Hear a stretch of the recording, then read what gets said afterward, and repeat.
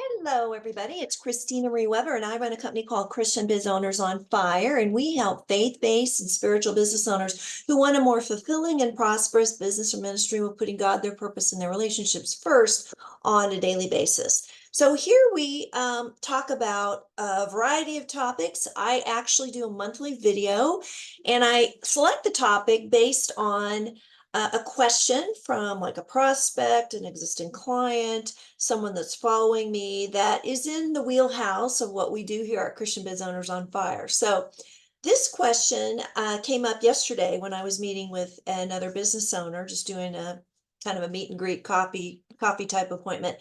And he was asking me a lot about Christian manifesting. So for those of you that aren't aware of it, I actually have two levels of clients that I serve. Kind of my entry level clients, what I call my faith-based revenue boosting bootcamp clients. So these are people newer in business, or they've been in business a while, but they've never really had a mentor. So we're really working on the nuts and bolts of their business. Even if they've been around a long time, really kind of more tactical things to achieve their goals, reverse engineer even their exit in their business.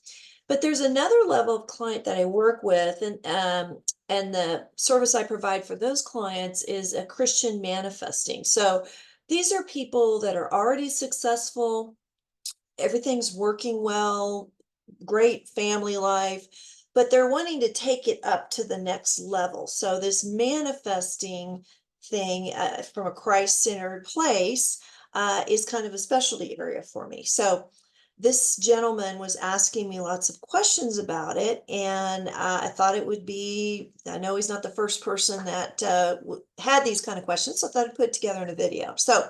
So first, let me talk a little bit about what is manifesting in general. Like when you think of manifesting, Christianity can kind of get kind of dicey because when I first transitioned to coaching, which has been like a 14-year transition, but from therapy to coaching, manifesting for coaches is very, very popular, very hot. So I was seeing this all over the place. I was kind of curious about it. I wasn't really familiar with the term. Um, a lot of people, when they hear that term, they think of new agey, this kind of thing.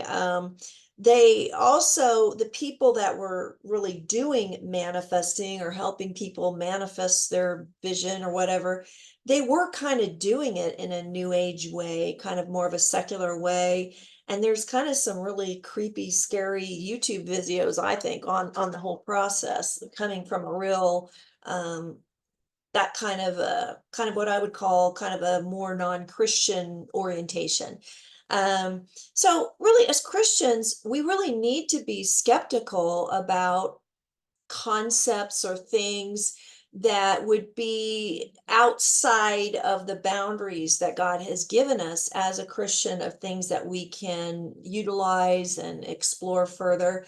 In fact, the whole Old Testament is about Christians veering off from the tools that God has given them and the way God has asked them to live into pagan practices. So, a lot of people, legitimately are concerned as Christians about accidentally engaging in more pagan or new age kind of practices, even innocently, not knowing what you're doing. So it's very valid to be questioning, like, what is like a Christ-centered manifesting? That was what this guy was point is like, he'd never heard of that, was kind of fascinated by it. So I'm going to go break this down.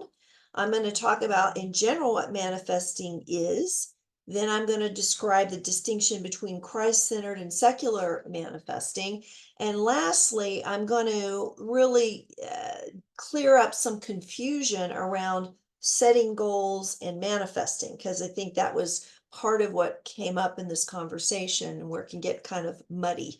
So first of all, what is manifesting? So really, to manifest, the word itself, part of the definition is to become apparent through the appearance of systems, be evidence of or proof. So it's not create. It's that I have maybe a goal, and let's say I have a weight loss goal. And then to manifest that would be to see on my body the amount of weight that I was trying to have, or eliminate the weight I didn't want and have the kind of tone and all of that that I do want. Um, Whereas a goal is a focus of someone's ambition. So they're really very different things. And what I contend is a lot of times manifesting is actually referenced in scripture like 31 times. The incarnation is a manifestation, the resurrection is a manifestation. It is something that happened concretely that is proof of an existence of something. And so I think what happens a lot of times is the other side takes a lot of our terms and concepts and kind of twists them and has kind of a dark spin on them. And then Christians kind of shy away completely from that. And and it's to our disadvantage many times because a lot of these things are not inherently bad. They're created by God or they're good, and we're not taking advantage of them. Satan really can't create something new, but he can take something that God created good and he can distort it and confuse us and kind of trick us with it. So, I'm going to talk about manifesting as I define it is a way to achieve goals, a way to achieve the things you want to do. And the way I explain it to my faith-based clients is that we're created in the image of God, male and female. Okay. But God isn't male and female. He's a spirit. He doesn't have a body. So masculine energy is linear. 2 + 2 is 4. You need that to build buildings and balance your books.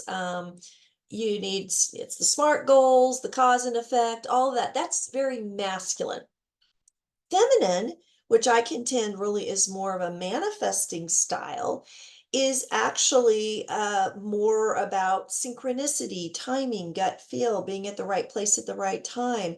2 + 2 could be 12. Totally different way of accomplishing outcomes, a more feminine way versus a more masculine way. So that's one way to look at manifesting.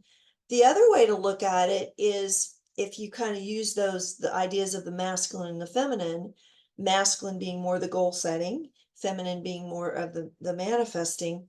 So look at a male's body. This is from the Theology of the Body. Pope John Paul II wrote about this. Just look at the way a male's body is designed. A male's body is designed to initiate, to be outward. Okay. So that's very much like what goals are. They're more of an active, forward, initiating activity. Manifesting, if you look at that from a more feminine and even the feminine body, is more about receiving. So think of a woman. We receive in our body, we nurture that, and we bring life. So it's more of a receptive process. So that's just another way to look at it. Masculine is more initiating outward, manifesting or femininity is more receiving in. So the other piece of it that kind of throws Christians off when I mention energy, like masculine energy or feminine energy, they think that term also is new agey. But think of it this way.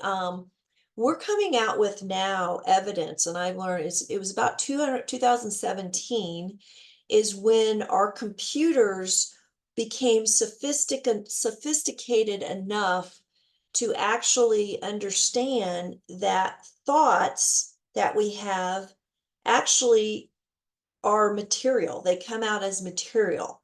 So it was too small to see prior to 2017. This is quantum theory. So this is kind of the idea of the research on prayer. People think of prayer as, this invisible thing, but what they're finding is prayer is actually a thought, but it actually is a molecule and it actually interacts in the environment. So new cutting edge stuff, but it gets back to think about when you think about energy and you think about masculine energy or feminine energy, or you think about positive energy or negative energy, we've all experienced it. We had a guy that was, let me put it this way, the equivalent of like a Tim McVeigh, who the guy who blew up the Oklahoma City government building, very angry, alcoholic, hated the government, to the point of wanting to harm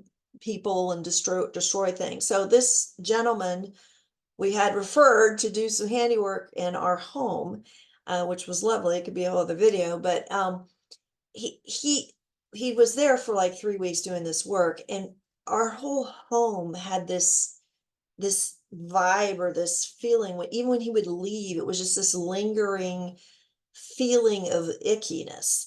And we've all been around this, like people that just give us the heebie-jeebies, or they're just, that is actually a form of energy. And quantum theory would say that is actually not in your mind, there are actually molecules.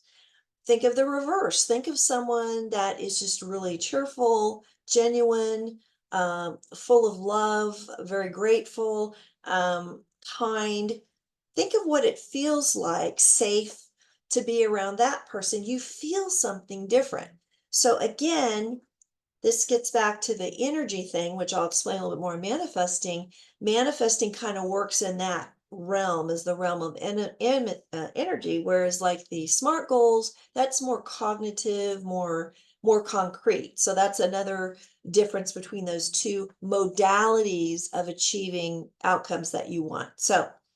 So let's transition into what is Christ-centered versus secular manifesting. So I just talked about what is manifesting in general, what are some of the terms about that. Now, what is Christ-centered versus secular? So to manifest or even have a goal, we need to have a vision. We need to know, where are we trying to go? So in both of those ways of achieving things we want, we need to know where we're going. We need to know what we want to experience. So with manifesting from a Christ-centered way, the big key about this is the vision. It's what you're shooting towards. So someone can have a very secular vision, and by that I would describe it as being very self-focused. It's what I want. Again, it's not wrong to have identify with what you want, but it's really to the exclusion of really unawareness of it's what I want, but it doesn't really factor in, is what I wanting actually harming other people? Does it cause damage to other people? Looking at my personal benefit, but not factoring in what's the bigger picture here.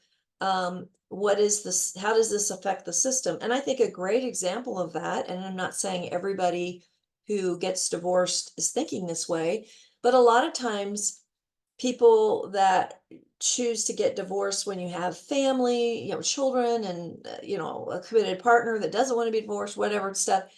But if you are so dead set on, but I'm not happy, or I don't like this, or I don't want to do this, a lot of times that can be an example of more of a secular kind of a goal, or a vision. It's like, independent of how this is going to harm these other people, I'm just going to pursue what's best for me. So, whereas Christ-centered approach, a Christian approach, is it's also what I want, because we believe Christ or God created us a certain way with certain gifts. So we're going to be inclined to certain things. We're going to enjoy certain things, to not enjoy other things. So it's not that we're separating it from who we are, but it's also combined with what God wants for me. So there's an element of, yeah, what I want would benefit me, but number one, it would also be in obedience to God's commands of how he wants us to do things, and it would benefit others.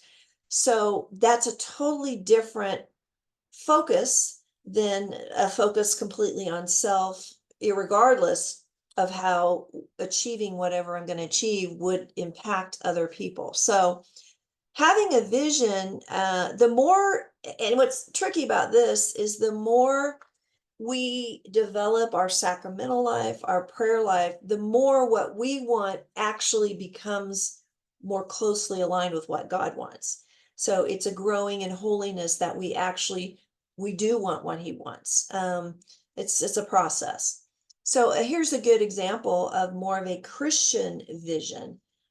Like you want to have a prosperous, profitable business that can support your family and allows you to have a balanced life while also offering great value to your clients who are delighted with your services. Okay, so it's a win-win. It's this is what I want, and I'm also creating something that other people would be thrilled about. It makes them better. That is a good example of a Christian approach to a vision. Um, so let's take the third area here. Now let's distinguish between setting goals and manifesting. So we've talked about the masculine way to achieve things, the feminine way, which I'm proposing is more feminine, more manifesting is the language there. We've talked about where you're going, if it's more of a secular vision or a Christian type of vision. So it gets confusing now because a lot of times people confuse goals with manifesting. So one of the things this gentleman said is, yeah, I've seen people manifest Christian in a Christian way, but it's really more a selfish thing they're trying to accomplish. And what I said to him, replace the word manifest. A Christian can have a goal in a certain way that is more self-absorbed and not really serving others. So you can interchange, you can have goals that are more Christian oriented type goals, and you can be manifesting in more of a Christian type versus more of a secular type. So the difference between goals, both setting goals and manifesting, they're active processes, okay? But manifesting puts a greater emphasis on who you're being rather than what you're doing. So take it back to the masculine feminine thing. The goals, it's focused, it's action, it's outside. I'm gonna have this many sales calls. I'm gonna do this conversion. I'm gonna complete this task. Those are outside their tasks. A manifesting, and to do that, then I'm gonna get the reward of a certain income or clients that want to work with me. Okay. And that's good. I mean, we need that. We need those simple, act, cause and effect type of ways to approach what we want. But then a manifesting approach would be, I also want to get clients and I want to have revenue, but I'm going to focus more on becoming the kind of person that the people I want to work with would like to work with, that they would actually be drawn towards me. I don't have to go out and get them. I would, yeah, be visible and put myself out there so that they can see me. But the strategy there would be so that it's clear who I am. And those people are like, wow, I really like that person's approach. I like how I feel when I'm around them. I'm interested. I would like to learn more about them. And then it's more of a pull rather than a push. Okay, there's a place for both. I mean, you can't be 100%. I think if you're 100% either, you're missing the boat on the effectiveness of knowing when to use which toolkit. Okay. So a good example of this principle would be by being a man or woman of virtue and excellence. You don't want to just be holy, but be good at what you're doing, as well, that you're going to draw to you, you're going to attract to you pleasant, virtuous clients who are also striving for excellence. Okay, so that's kind of the manifesting thing, is we draw what we're putting out there. Whereas the goal setting doesn't emphasize that as much. Another example, like a negative example, might be if you're all about transactions, like you just want to get the best deal you can at this one time with this particular person you're doing business with, even if maybe it isn't really equally beneficial, like you kind of get the upper hand of it, and maybe it's beneficial, but your focus is really on that one interaction. You want to get that. Well, that can lead to it's more of a transactional business than a relationship business. So it's more of a short-term focus than a long-term focus. And again, that can be maybe like a secular kind of a short-term goal focus versus more of a Christ-centered focus where I've had a lot of I've been getting quotes on insurance for my building and things like that. A lot of those people that I've encountered, they're really doing a lot of work and may not get the sale, been very helpful in educating me on the process. They're really kind of manifesting because they're trying to be a resource for someone, even if they don't get the sale, or even if maybe what is best for me isn't really as profitable for them. They're playing the long game. They're not looking at it just this one transaction. They're looking at like, hey, I'd really like to develop a long-term relationship with this person. Let me really help them, even if it doesn't benefit me right now, with the in mind that if I treat them right, there's going to be a relationship, a repeat business kind of a thing.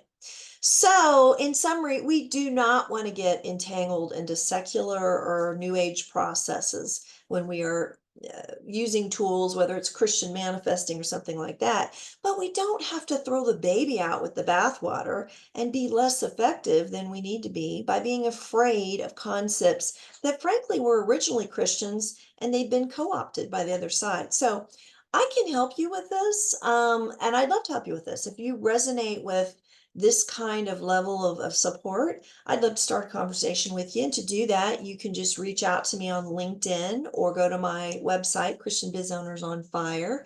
You can get me through the contact page on the website or in LinkedIn. You can just reach out, direct messages me. My LinkedIn page is Christina Marie Weber, or my website is christianbizownersonfire.com, and all that stuff's in the show notes. So you have a wonderful day, and I look forward to talking to you soon. Thanks.